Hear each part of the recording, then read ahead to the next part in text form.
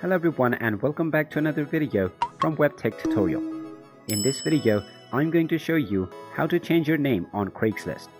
So let's get started right away. First of all, open up your web browser and then in the address bar type in craigslist.org and press enter. This will then take you into the official Craigslist website. Now in order to log into your account, click on the account icon at the top right corner and use your credentials. After logging in, click on the Craigslist tab and you will end up right back to this home page. Now in order to change your name, click on the account icon at the top right corner once again, and after logging in you will be taken into your account settings. Now from the postings tab, click on settings and you will find various options.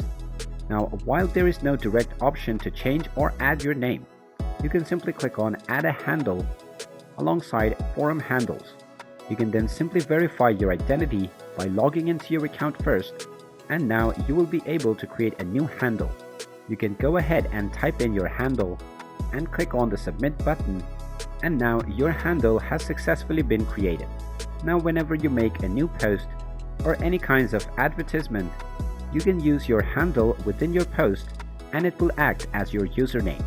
And there you have it. That is how you can change your name on Craigslist.